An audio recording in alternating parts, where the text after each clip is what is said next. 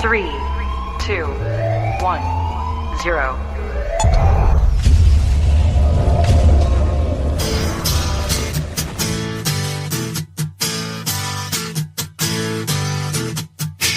Hey, you! Yeah, you! Come here for a minute. I want to talk to you.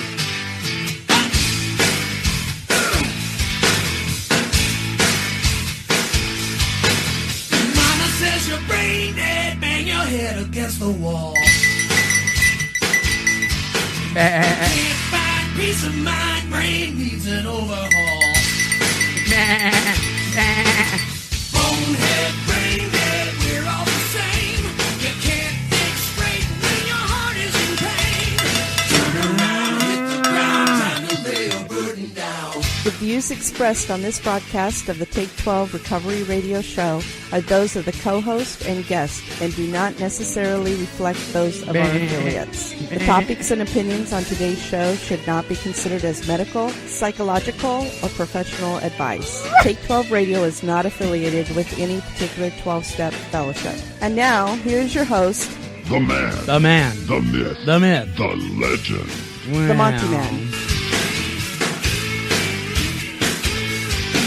I'm telling you the truth. No, I ain't gonna lie to you. Nah.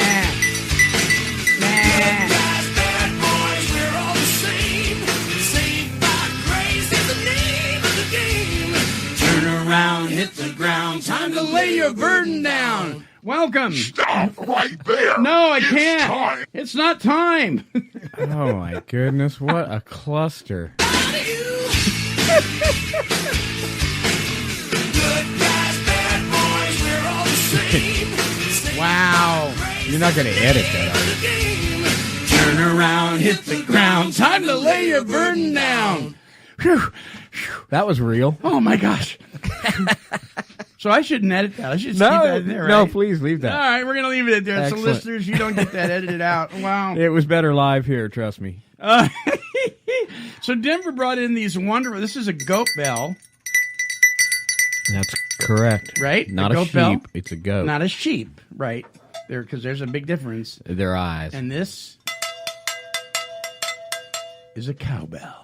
Yes, yes, they are. Or- I probably shouldn't have brought them in.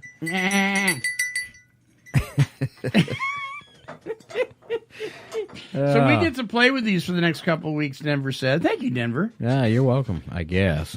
Hi, Marv. Hi, how's things going? Good. We need a horse bell now. What's a horse bell sound like? Come here, horse. You got me. They got a higher pitched sound, probably. I don't think there is a horse bell. Is there? No Well, horse bell? You know, they put jingle bells on harnesses. Yeah. and stuff Oh, they do for that. That's Christmas. what Yeah. I was thinking of. Well, welcome, Harness bells. welcome to the Take 12 Recovery Radio Show. The topic this week, Bells. excuse me, I had a little gasp there. The topic this week is regrets. Regrets. How they hinder and how they help, actually. So we're going to be talking about that. And now we can do this, I think. Stop There we right go. there. It's time for Monty Man's Weekly Whine. All right. Our producer needs to get on the ball there. Yeah. More ball, less bang. Behind the glass. Don't mess with the man behind the glass. All right. So, do you have anything to whine about, Denver? Nothing out of the ordinary. Nothing out of the ordinary. Marv, any whining from you today? A little bit, A little bit? Oh, All tell right. us. Do tell. but it's pretty self-centered. Oh, that's okay. All mine are Yeah. self-centered. Whining ends up that way. I pulled into a full parking lot the other day looking for a place to park, Yeah. and there's 2 or 3 people that were coming out to their cars, and Right. so okay, I'm going to have a spot here in a second or two. Right. Well, they get in their cars, pick up their cell phones. And I'm sitting there waiting and waiting and waiting and waiting. And they're, you know, So That is just I'm a little rude. bit whining about that. I hear you. I try very hard. Like when I've had this happen at the post office, where somebody will get in their car, and they'll proceed to open their mail and read their mail in the parking lot. Right. When the parking lot's full, back out, be on your way, go hang out with the salad bar people that take their time, and let me have my parking spot. Now, what I do when I get the mail, I pull out, because I'm an instant gratification person. I want to read my mail now. I pull out, and then I pull down the street, pull over, and then I open it. I see. But I get you. You're in a parking lot that's full, and people are getting in there, and cars coming in behind me, and they're checking their email on the phone, and they're texting their bunny huggers or whatever you call them. Yeah. Yeah, I totally understand. Well, mine is people this has to do with social media now. People that repost hoaxes on social media as if they're real. And one of the ones that's going around, what's been going around for several years, is Facebook is going to start charging you money unless you send this to 9 people. And I'm like, what? And people that are actually mature, older adults that in every other aspect seem to have their wits about them, believe this stuff, and they send it out to you. Oh, this is urgent money. You've got to send this because they're going to start charging for Facebook. And I'm like, they had one that came out the other day that was sound clips of Zuckerberg, the Facebook founder, saying that he was going to shut down Facebook.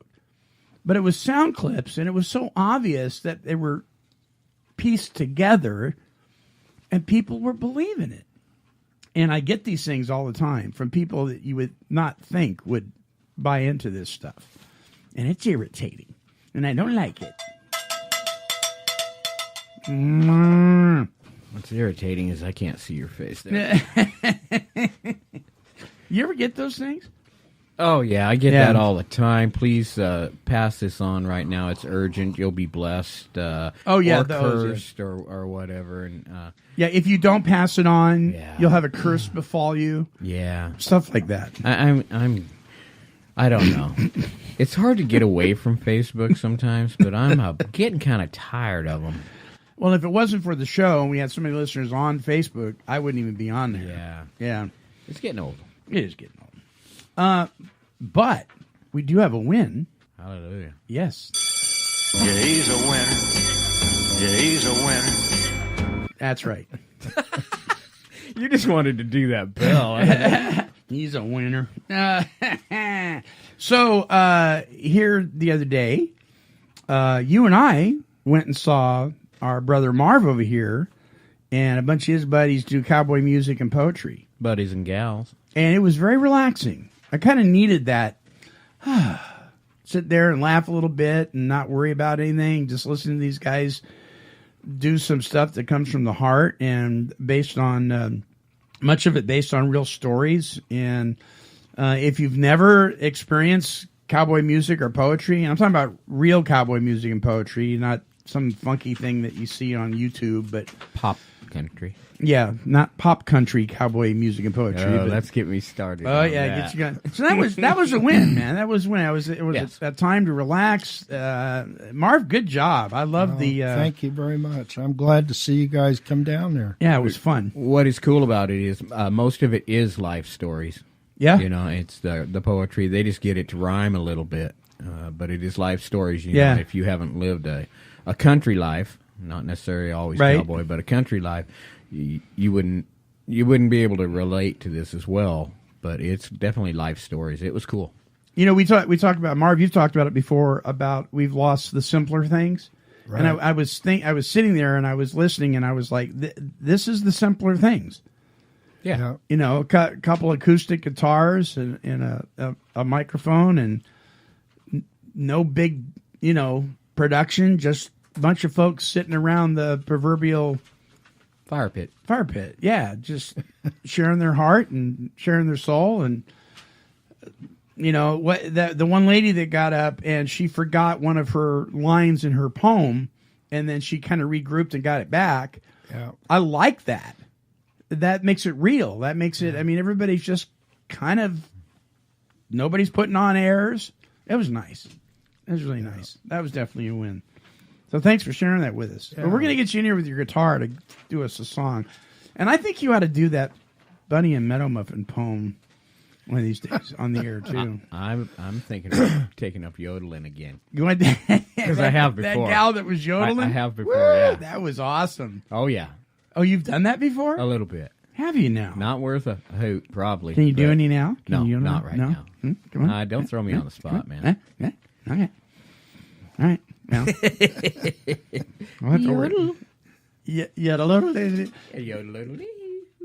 The first time I fell in love with yodeling was I watched when I was very young, and I watched The Sound of Music, and there's a piece in there called "The Lonely Goat Herd," where the kids put on the show with these marionettes, and they do this yodeling piece, and I went, "What is that? That's cool."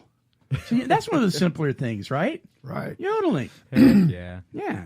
So learn to yodel. Surprise your parents. All right. We're going to take a break, and we'll come back, and got something interesting to share before we do the topic on regrets. Don't go away. Turn around, hit the ground, time to lay a burden down. Introducing Oregon Recovers, an inclusive statewide coalition comprised of people in recovery, their friends and family uniting to transform Oregon healthcare to ensure world-class prevention, treatment, and recovery support services for Oregonians suffering from the disease of addiction. To join the effort in transforming Oregon into the recovery state, visit us at www.oregonrecovers.org. There are a ton of social networking websites, but one stands apart for a very special reason. This one saves lives. It's MatchingDonors.com. MatchingDonors.com links organ donors with people in need of kidney and other transplants. In the U.S., 19 people die each day waiting for an organ transplant, most of them for kidneys. If you've ever considered becoming a living organ donor, or if you have someone in need of an organ transplant, visit MatchingDonors.com. Home of the greatest gift of all, the gift of life. MatchingDonors.com.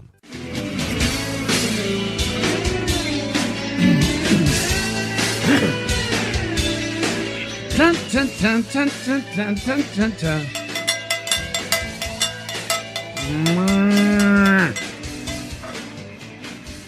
We'll be taking those home.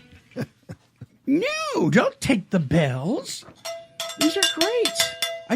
I love this. This is the simpler life. That is the sound of the simpler life. Bah. Hey, listen, for those of you who don't know, Take 12 Recovery Radio is listener supported. And what that means is everybody that donates to the show, even if it's an organization, there are people that listen and participate in some way or another in Take 12 Radio. And we're an all-volunteer group here. Nobody gets a paycheck. But it does cost to keep us on the air, keep our websites running, and all the stuff that goes into this. We actually do have an office, an audio booth in Albany, Oregon that has to be maintained. And 3 times a year, we reach out to you, the listeners, and ask for your support. And so we're doing that again at this time. If you'd like to make a donation, or you've considered it before and never done it, and are considering it again, considering it, or considering to consider. Reconsider. Simply go to take12radio.com, click on down to the bottom of the page, and there's a donate button at the very bottom. You click on that, and it'll tell you several ways that you can help donate to the cause of breaking the stigma that is the number one health crisis in our world, and that is addiction, and that we are participating here at Take 12 Recovery Radio. All right. So, regrets. Here's a sound clip of some people sharing some regrets, and then we'll come back and we'll open up this topic. Check this out. What is your deepest regret? My biggest regret was not going through with a sexual assault trial against my grandfather. I regret not going after the girl I've been in love with for the past 5 years. When my step-grandfather was diagnosed with severe dementia, I avoided contact with him at first because he wasn't the man I knew anymore. 3 years after he was diagnosed, he died. I never told him I loved him, And only after he passed did I think about how scared and alone he must have felt. Having an abortion at 16 years old. My ex called me ugly so many times that I eventually got plastic surgery. Abandoning my 3-month-old son and his mother because I was unable to accept myself and my demons. I was deathly afraid of recreating the physically and emotionally abusive environment I was raised in. It's been 19 months, and I miss him every day. So there was different kinds of regrets there. And so I'm going to kind of break this down here. There are basically three kinds of regrets. People that are in recovery, whether you're brand new or you've been around for years, will probably identify with at least one of these. The first one is the regrets of action. So that would be feeling sorry for what you have done. Action regrets make up the largest and the most common category of regrets because we make choices many times every day. So that would be regretting something that we've done, an action that we've committed. The second kind is regrets of inaction. Opportunities I did not act upon. Researchers say in the short term, people tend to regret actions, but in the long term, we're more likely to regret inaction.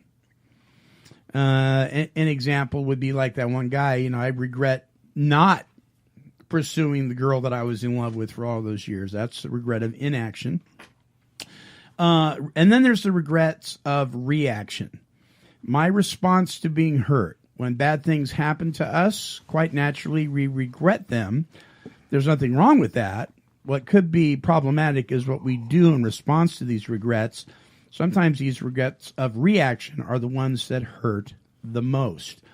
So maybe you've allowed your emotions to dictate your behavior and you've had a knee-jerk reaction to something that if you had thought it through or took time to step away from the situation, you may have handled it differently, and that would be a regret of reaction.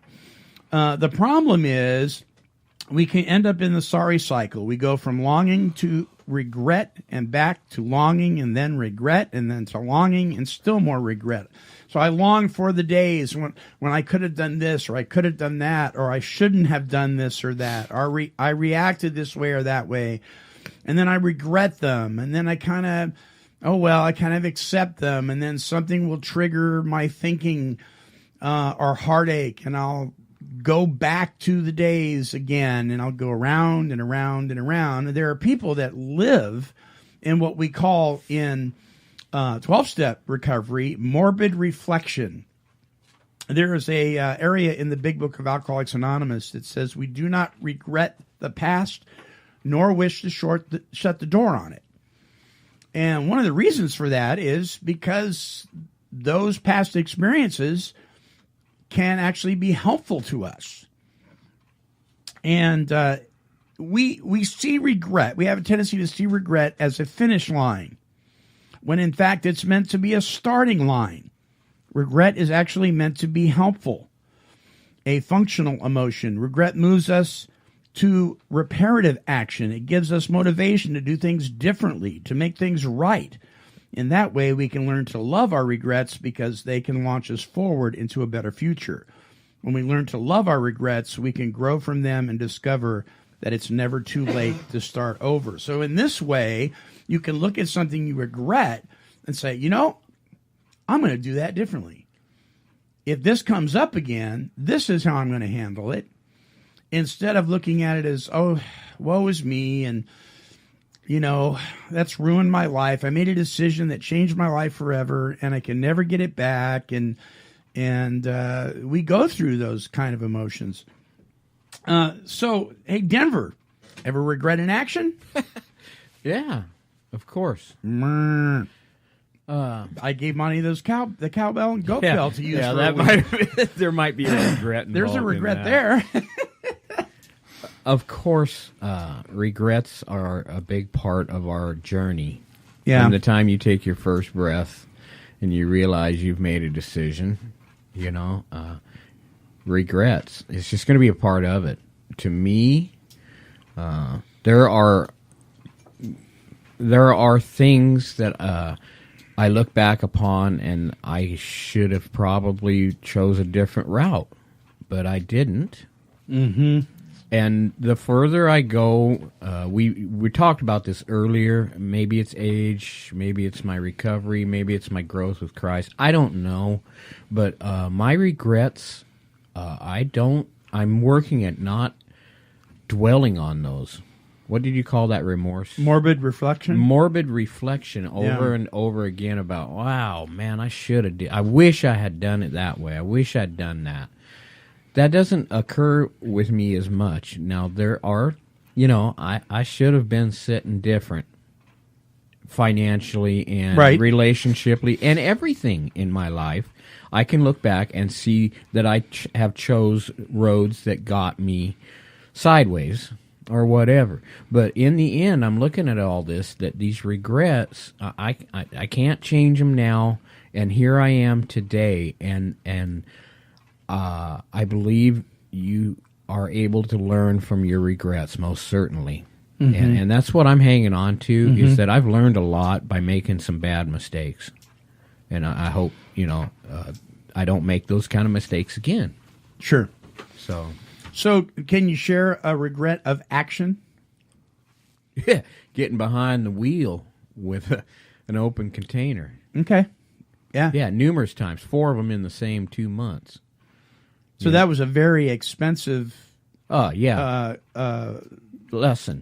Very expensive can of beer or whatever, right? Well, it costs a lot more than... Oh, yeah. Than the substance. This whole journey of my lifetime, it can be filled with regrets. I just am not going to dwell on them to whereas I have. And usually when I was in my addiction, I could sit and fester... Oh, man. Marinate or whatever you want to call it, right, in my bad decision making as I was making more bad decisions. Yeah, right. So there's a sorry cycle. Yeah. There's regrets of action in there. I chose to do that, and the consequences. I believe it said in there. There are consequences, maybe not, but I know there was.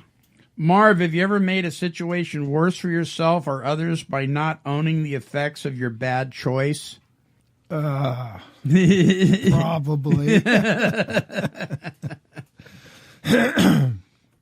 Yeah, probably.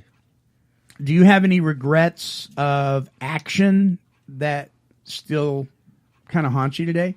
Yeah, I do. And in a general way, it has to do with in marriage, the way I've reacted, and yeah. There's things about that I do regret. Yeah.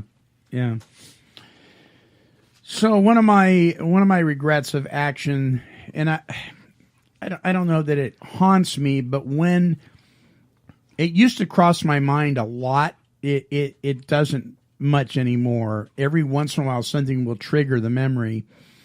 When my oldest son was 1 year old.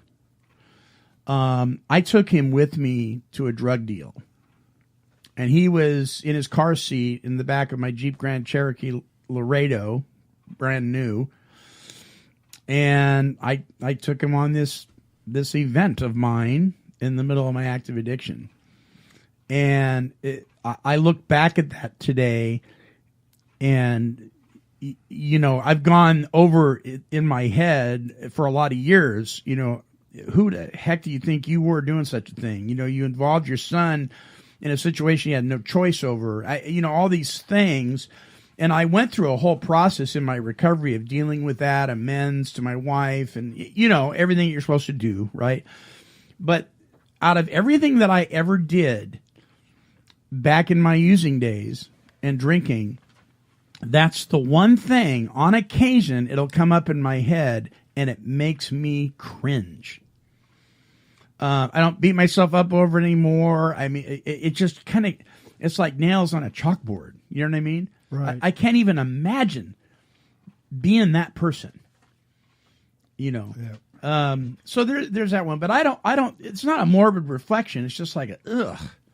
kind of thing. Now I got to say, we're all in recovery here, and probably everybody that's listening is in recovery. Right. I'm sure that no matter whether you're in recovery or not, regrets are just one of those things in life that we've got to deal with. You've got to face it somewhere down the line. You're going to make a choice, or choice is going to come upon you, and you'll decide. And there's going to be somewhat of a regret. This isn't just a beautiful, happy, la la la little journey that we're on. Not a little happy goat bell. It's not a. So there's always going to be regrets. It just seems like when you're in your addiction, you're not making good choices. So we get used to dealing with some extra regrets in life. You bet. So regrets of inaction, opportunities I did not act upon. Can you think of any that you didn't act upon that you wish you would have? I like the guy with his girlfriend. I was kind of shy at one point. Right. Should have asked. Yeah. You know, that's one thing the older I get to is, I don't know how to word this exactly, but I tell people, if you got and I don't want this word to be used wrong, but if you have a desire, you have a hunger for something, don't sit on your laurels about it your whole life, because you're going to regret it if you didn't try it. If you want to be a singer, somebody tells you that ain't going to happen, right?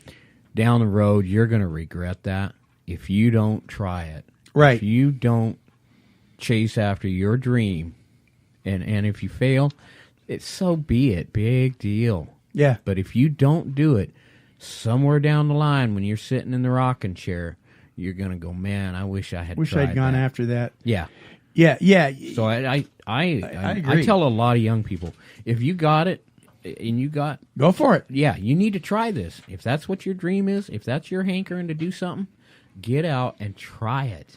Yeah, especially when you're young. And you can do that. So one of the things that is very common to hear in 12-step support meetings is people that are new, that get excited about their sobriety, and a lot of times we'll hear, I'm going to be a drug and alcohol counselor one day. And you always have somebody that kind of snickers under their breath because they remember them saying that, and it didn't work out. But let me tell you something. If somebody, that may be the first healthy goal they've ever had. Don't squash it, because guess who makes the best drug and alcohol and drug counselors? Amen. People in recovery, because we know the stuff. And so when people say that, I've had sponsees that have said that, and I've had people tell me, well, don't you just kind of discourage them for that? I go, no. Why? I mean, yeah, we got to put things in priority. Let's get you some sober time, and let's work through these steps, and let's do this stuff. But hey, if that's something that you want to follow after and a passion for, more power to you. I mean, go for it. What? I was just thinking back. Through Teen Challenge, I met this young lady, and I did something. I guess I just rose up on my tippy toes or something. And she goes, "You always wanted to be a ballerina, didn't you?" I said, "What? What?" And it just made me laugh. No, I'm glad you didn't. No, young lady. Yeah. I never really thought about it until you mentioned it.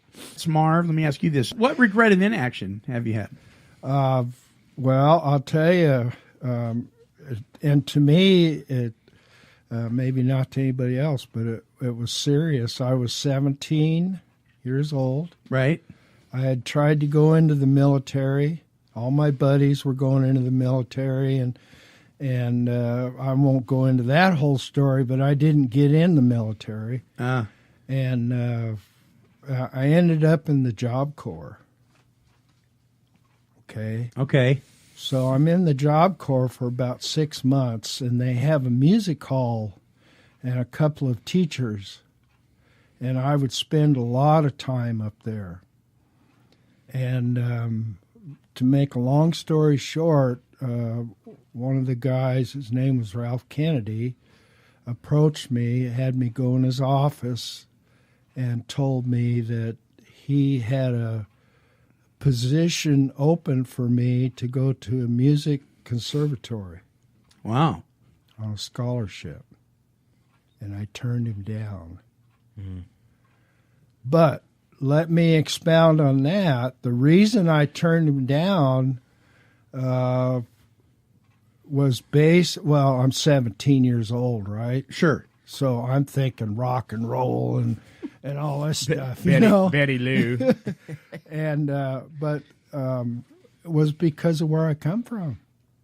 Mm. In my mind, I was useless, worthless. Oh boy, ugly, stupid, all of that stuff. And why would anybody ask me to do something like that? I mean, I'm going, wow, you know what? But I can't do it because, I'm not good enough and I'm stupid. So I guess my point is we can have these regret. I regret not doing that. Sure. But on the other hand, also, I have become aware since then of what kept me from doing that. And God bless Alcoholics Anonymous because they give you a map to show you how to get out of that. Yeah, that negative self-talk that you're worthless and the untruth. Right. Stuff. Right. Yeah. Well, and so to the other question, that did, because of Alcoholics Anonymous, that did teach you. You did learn from that regret. I'm still learning. Yeah, I am too. Amen. Yeah. So probably one of my biggest inaction regrets was not listening and following directives that my dad had offered to me as suggestions when it came to financial issues.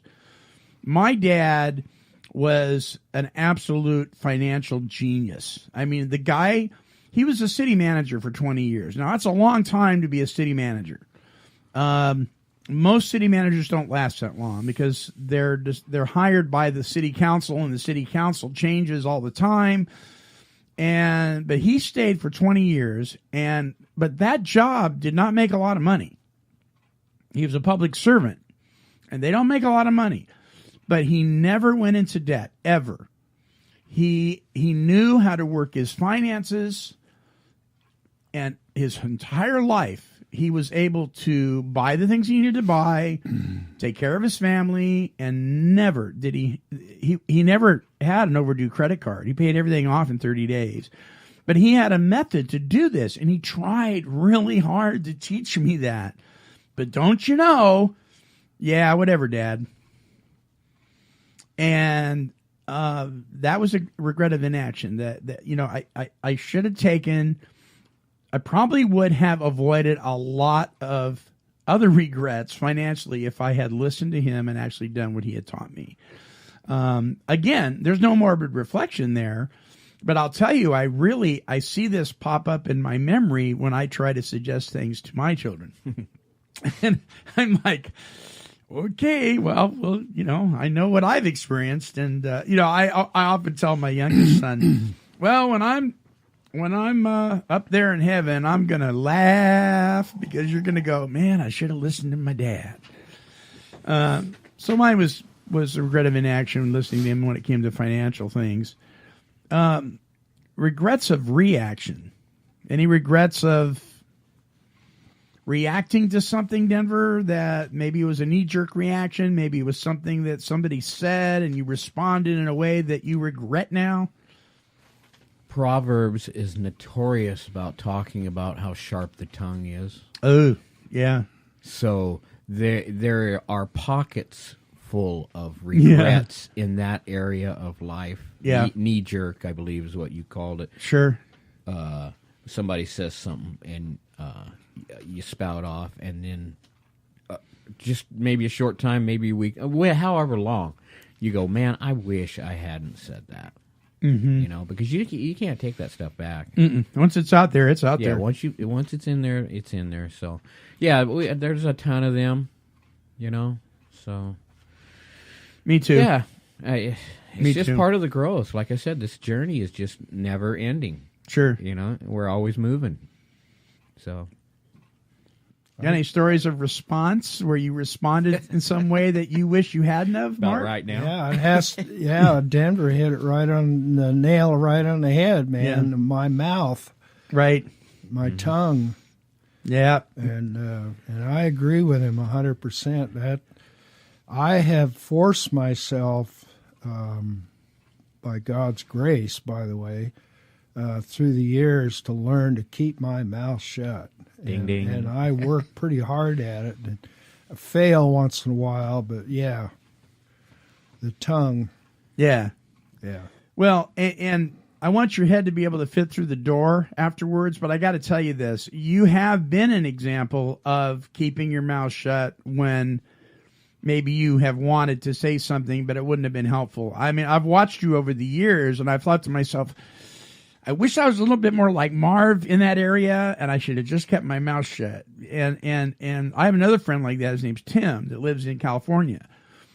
This guy, you never heard him say a bad thing about anybody. And he's been accused of things and talked bad about him, and he nothing could be further from the truth. He just doesn't respond. And I'm like, how do you do that? Because I'm a response person.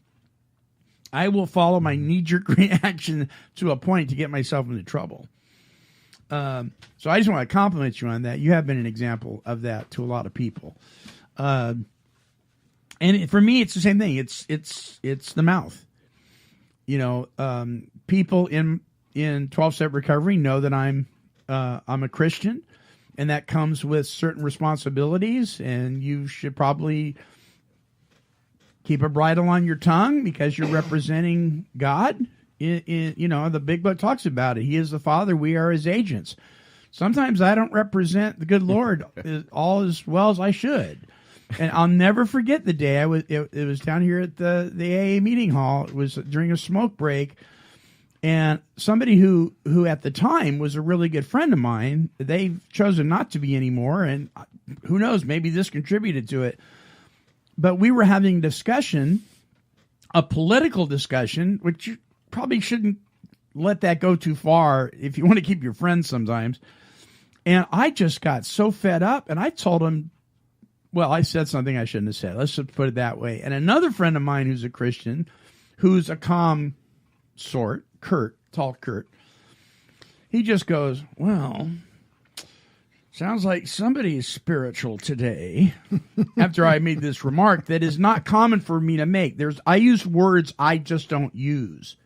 Right. And what I found out is that I destroyed an opportunity to be effective by being ineffective by using my words. And it kind of messed things up. So, yeah, I mean, mine's usually the tongue. I think a lot of it, the regret of reaction is probably verbal. Yeah, more than anything else. Have you? Here's a question here. Have you ever felt unloved by God or disqualified for God's work because of your regrets? Ever felt like... Gulp. Yeah. God can't use me now. Yeah. Kind of thing. Yeah, for sure. Yeah. Well, that's the ploy of the enemy, using the shame card on you. You betcha. So, I mean, we all get hit with that, too. Like I said, it's learning to not fester on that and move on.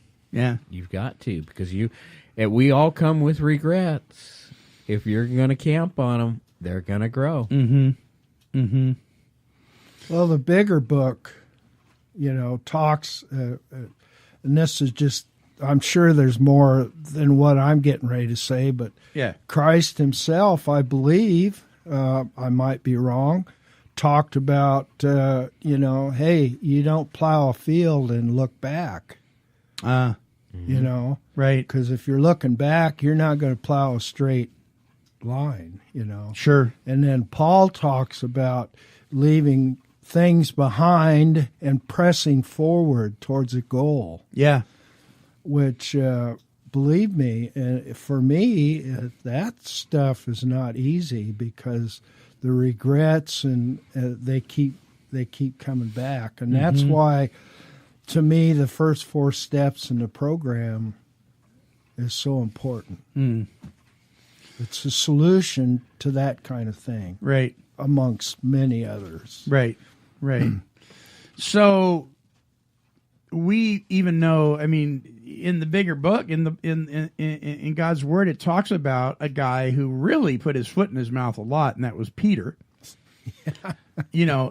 Jesus told Peter, "You're gonna pull this thing off here in a few hours, and it ain't gonna be pretty. You're gonna deny that you know anything, have anything to do with me, and you're gonna do it 3 times." And Peter's like, "No way." Right. I mean, and I believe that Peter meant it when he said, "No way." Yeah. He really did not believe that would ever happen. Well, when the time came, when he was questioned about his association with Christ, 3 times he denied that he knew him. And then it says he wept bitterly. Yes. Can you imagine? Not only did you do that, but you fulfilled the prophecy of the one that you denied, told you were going to. I mean, the whole realization of regretting what you've done just hit him like a ton of bricks. And yet, Peter is the one that made the statement that Christ based his entire ministry on. And that was when Jesus said, when he was talking to his disciples, "Who do you say that I am?" And several of them made different statements. "Oh, you're a teacher and you're a prophet," and blah, blah. And Peter said, "Well, you're the blessed Son of the living God." And he said, "Upon that statement, I will build my church." So Peter was really a rock of a man. In fact, that word, Petros, means rock. It actually means pebble. Jesus is the big boulder, and Peter is the small rock. But he was a rock, and yet he goofed up really bad. And Christ still, when he looked at Peter, it was through love and compassion. So no matter what we've done, no matter where we've been, no matter where we go, it is never too late to leave the regrets behind and move forward. True, Denver? Easily said. Yeah. But it's hard. Right, right, yeah. And it's easy to say it when we're not sitting in regrets and in that morbid reflection. But if you're in it, yes, it's a lot more difficult. It is in very the hot difficult. seat. I mean, can you imagine like John coming up to Peter? "Peter, it's okay."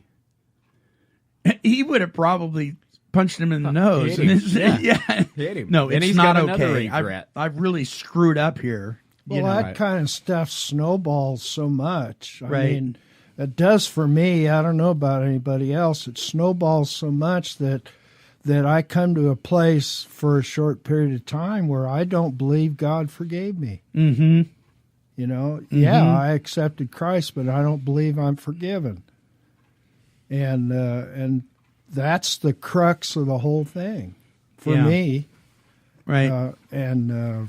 So yeah, it can get to be pretty devastating for certain individuals. Right.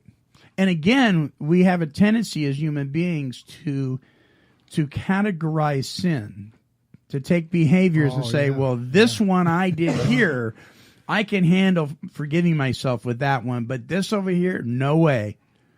When I did that, there's no coming back.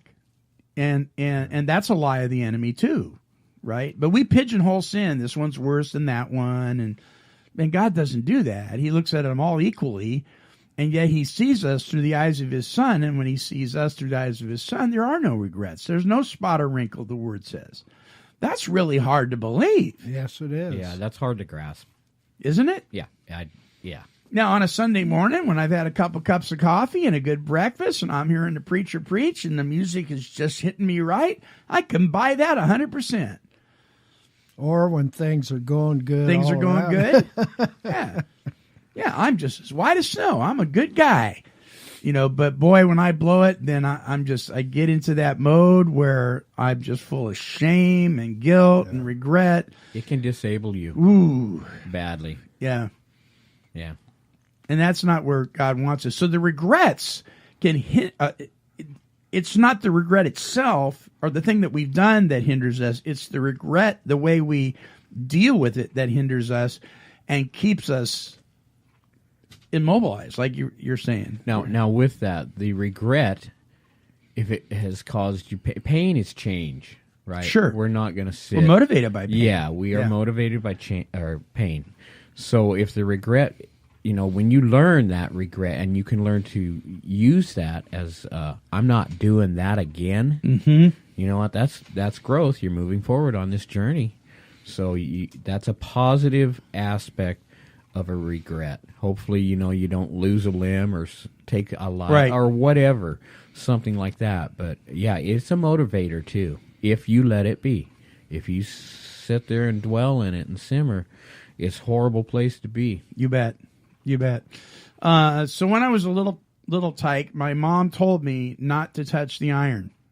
Even if it wasn't plugged in, don't touch the iron. Well, I like where this is going. What do we do? Right? And so I did touch the iron while it was plugged in.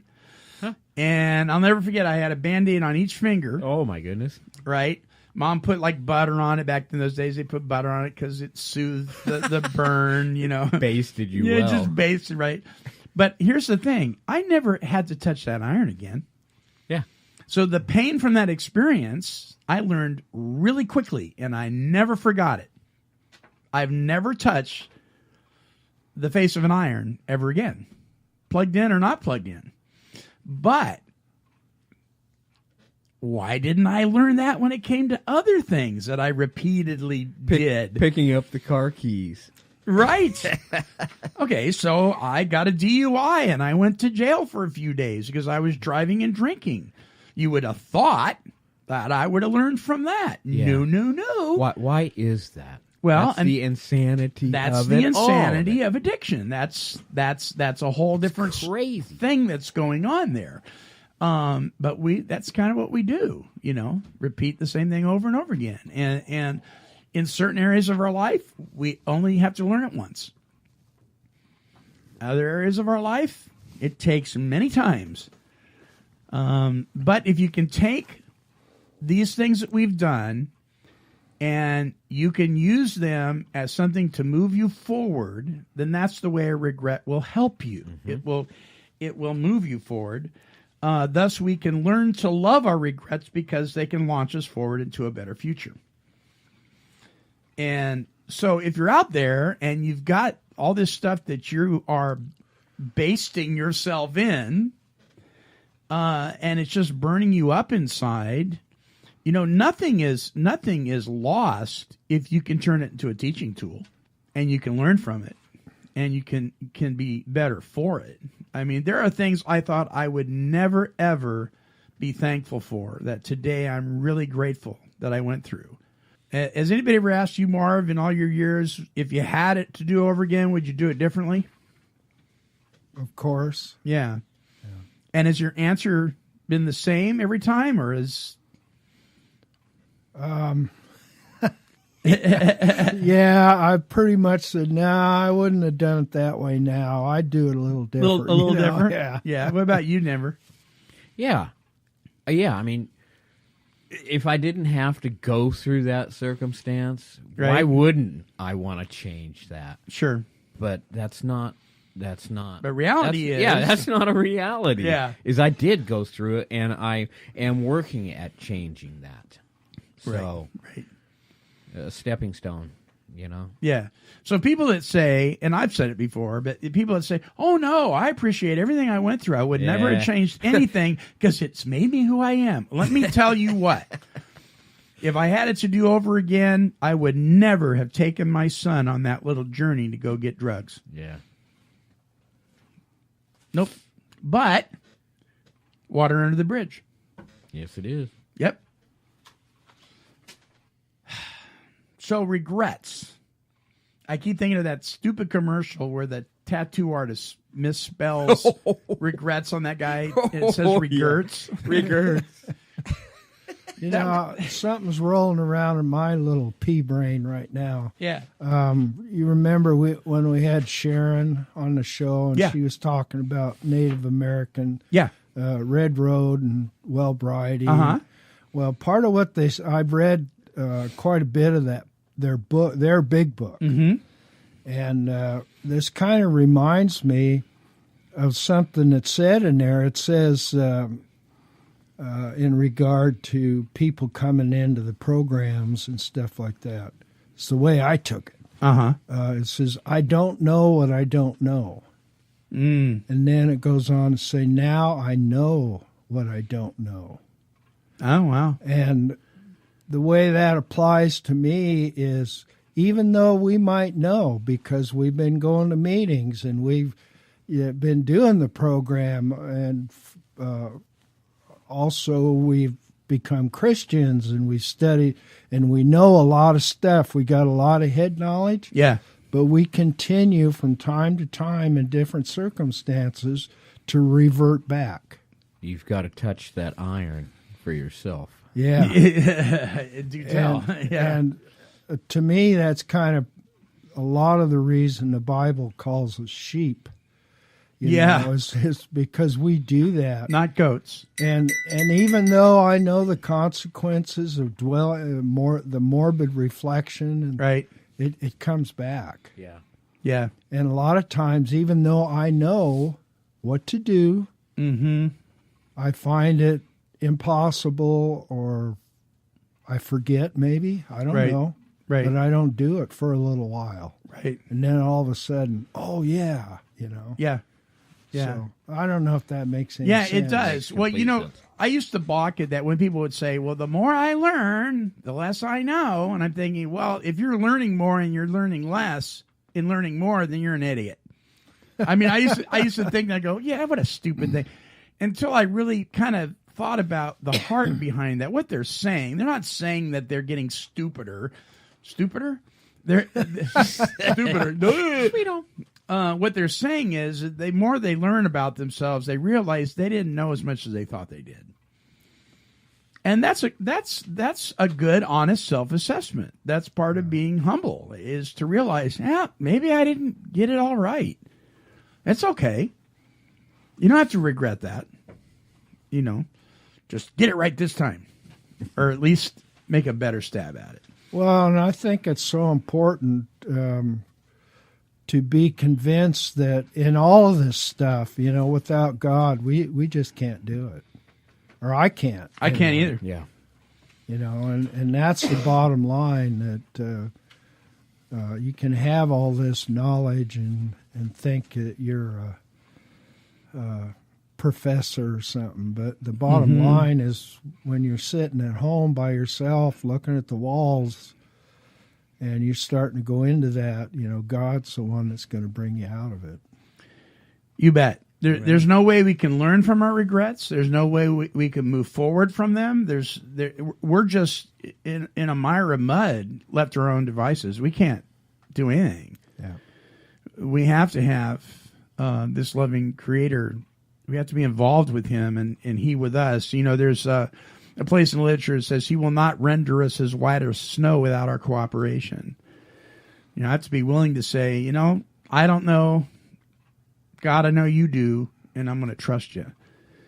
And that's where it comes. It really comes to surrender. In the 12 and 12, it talks about, nearly no one wants to admit complete surrender. But wow, what a key to freedom. And if you are in regrets and you are in morbid reflection, you probably aren't going to be able to get out of it without surrendering to Him. Because I've tried to do that. I've tried to get out of the funk that I was in before, just by my own intellect, and it doesn't work. And I've had to just say, well, God, here I am, do your work, because I don't know how to move forward. And He'll move you forward. May not be the forward direction that you think you should go, but He knows. Often not. Right. Any closing thoughts? Denver? Don't dwell on it too long. Get to moving. Yeah. Marv? Yeah, ditto. Ditto? All right, our closing song this week is by Conley White, a.k.a. Just Ray. It's entitled, In My World.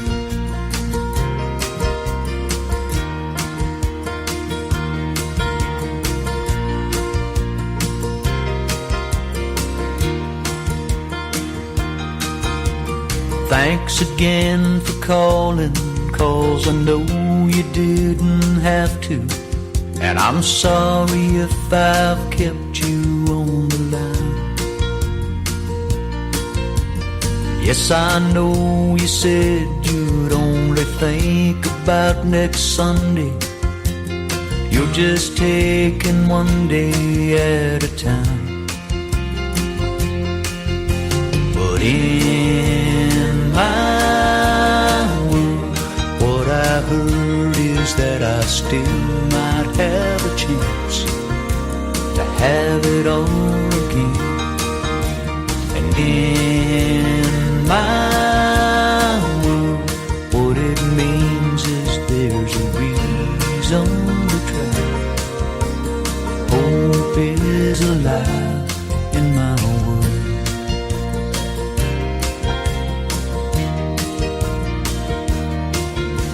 I know you had your reasons, and I can't say I blame you.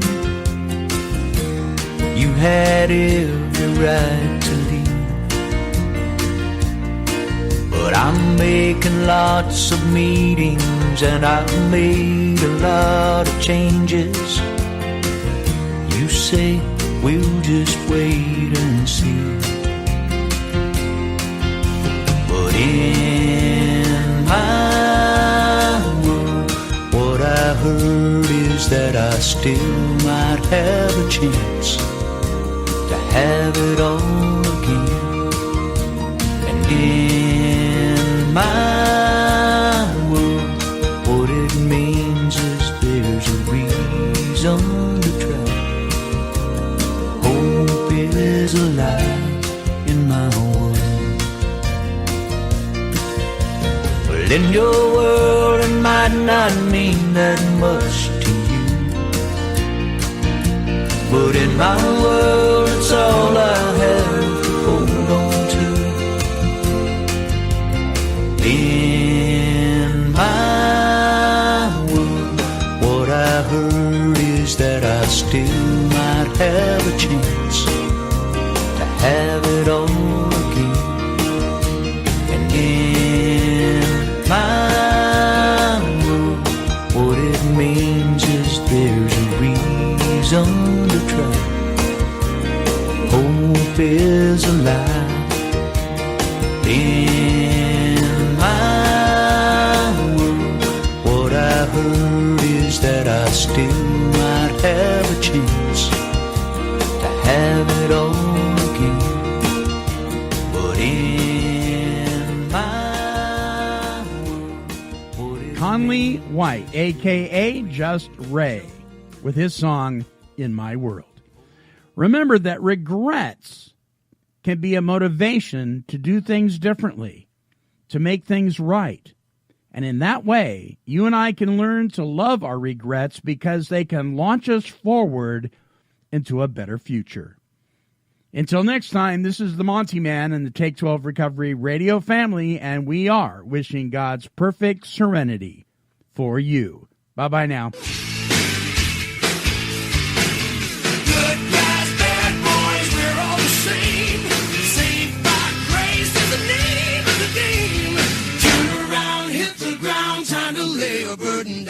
This has been a broadcast of KHLT Recovery Broadcasting. She's a super cat, she's super kitty, meow. Yeah, kitty, kitty, kitty, kitty.